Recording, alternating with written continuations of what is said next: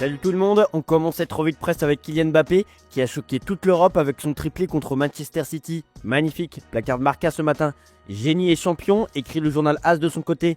Le Real Madrid a donné une leçon de football à Manchester City, 3-1, porté par un triplé du français, plus impressionnant que jamais. Un joueur imparable, supérieur à tous, résume la presse espagnole. Pour le journaliste Thomas Roncero, Kylian Mbappé est le nouveau roi. Il enfile définitivement la cape de leader dans un grand rendez-vous de Ligue des Champions.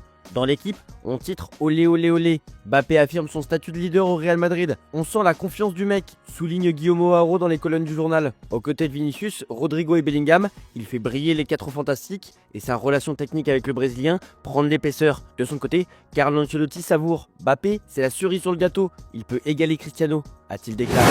Au Corriere dello Sport, on lit que Mbappé a brillé et qu'il était arrivé à Madrid pour ce genre de grande soirée. Le Daily Mail parle d'un Mbappé magique, un Mbappé qui a d'ailleurs choqué une légende en tribune, Zinedine Zidane. L'ancien joueur et entraîneur de la Maison Blanche était choqué face à la prestation de l'attaquant. Sa réaction a été filmée via les tribunes du Santiago Bernabéu.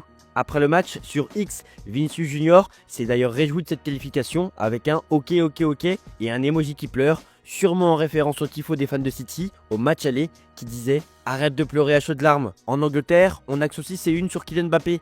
Dans le Daily Star, on écrit que Mbappé a mis Pep Guardiola dehors.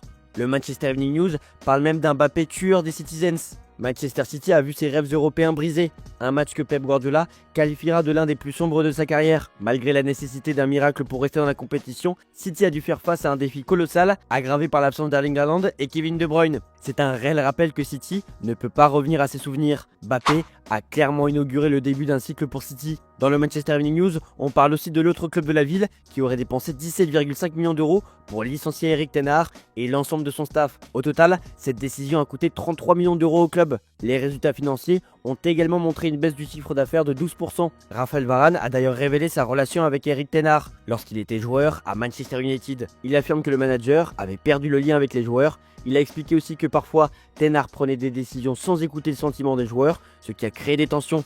Varane a également partagé qu'il avait eu une discussion solide avec lui et ensuite il n'avait pas joué pendant près de 2 mois. Dernière info sur Manchester United, le club semble avoir conclu un accord verbal avec Giovanni Kenda, jeune star du Sporting Lisbonne. Un accord verbal pour rejoindre le club cet été. United pourrait offrir 40 millions d'euros, bien que le Sporting demande 60 millions d'euros pour son ailier polyvalent, dont la clause libératoire atteint 100 millions d'euros. Toujours côté mercato, Chelsea est déterminé à recruter Marc Guéhi, et ce dès cet été, malgré l'opposition de Crystal Palace qui a refusé de le vendre en janvier. L'intérêt pour le défenseur anglais, notamment de Newcastle et Tottenham, reste fort, mais Palace exige 84 millions d'euros. Bien que Chelsea ait inséré une clause dans son ancien contrat pour égaler toute offre, le rachat de Guéhi pourrait se révéler coûteux car elle a été vendue pour plus de 20 millions d'euros en 2021. Côté résultat en première ligue, Liverpool n'a pas pu battre Aston Villa malgré une égalisation à 2-2. Villa avait pris l'avantage 2-1 avant l'égalisation de Liverpool grâce à un tir dévié d'Alexander-Arnold et après un but de Mo Salah. Hier soir, le PSG s'est aussi offert une place en 8e de finale de Ligue des Champions. Le Figaro Sport décrit un PSG en démonstration face à l'équipe B de Brest. Pour l'équipe, c'est du gâteau. Avec une victoire historique 7-0, le PSG n'a laissé aucune chance à Brest. Les Parisiens ont régalé alors que Presnel Kimpembe a vécu un moment fort avec son retour célébré par le Parc des Princes. Désiré Doué, Gonzalo Ramos et Seny Mayoulou ont profité de l'occasion pour briller. Le journal français parle aussi de la forêt qui cache l'arbre, une expression inversée puisque cette fois, Ousmane Dembélé n'a pas marqué, ce qui relève de l'anormalité. Mais le PSG en a quand même mis 7 avec 7 buteurs différents. Pour le Parisien, c'est une vraie promesse pour la suite. C'est une 5e victoire d'affilée en Ligue des Champions. Chez Ouest France, le PSG est sans pitié et a mis fin à l'odyssée du Stade Brestois en Ligue des Champions. Pour le Corriere dello Sport, Luis Enrique a aligné la meilleure équipe sur le terrain et elle a proposé un vrai festival. Du côté de Sport, on parle d'un PSG qui fait déjà peur. Paris confirme sa domination et affrontera un gros club au prochain tour, soit Liverpool, soit le Barça. On termine cette page d'actu en France pour faire un focus sur une vidéo qui a fait trembler le foot français hier. On savait qu'il y avait énormément de tensions entre les présidents de Ligue 1 en ce qui concerne les droits télé. Nasser Al-Khelaifi, face au tandem composé par Joseph Oughourlian, président du RC Lens, et John Textor, le président de l'OL, et France TV, via complément d'enquête, a fait encore plus fort en diffusant les images de cette fameuse réunion via Zoom où l'on entend les 3 hommes quasiment s'invectiver alors qu'il est clairement reproché à Al-Khelaifi un conflit d'intérêts entre son rôle au PSG et celui à beIN Sport. On prend la direction de l'Italie avec le désastre européen comme le titre la Gazzetta dello Sport. le football italien a montré de grandes fragilités en Europe, avec Milan, l'Atalanta et la Juventus échouant dans leur quête pour les huitièmes de finale. La Juventus s'effondre et quitte la Ligue des Champions dès les barrages. Incapable de rivaliser avec l'intensité du PSG Eindhoven, les Bianconeri ont chassé sans trouver la force de se qualifier. Thiago Motta et ses joueurs doivent désormais se contenter de l'Europa League, un effondrement pour le football italien. Un effondrement aussi traduit par l'AC Milan, éliminé de la Coupe d'Europe contre le Feyenoord mardi soir. L'avenir de l'entraîneur Sergio Conceição est incertain selon le Corriere dello Sport. Le club doit désormais se concentrer sur le championnat pour sécuriser une place en Ligue des Champions la saison prochaine avec 3 matchs décisifs à venir. L'attitude des Rossoneri en Europe a déçu et les critiques sur Théo Hernandez se multiplient. Avec son contrat expirant en 2026, il pourrait partir cet été si une offre arrive.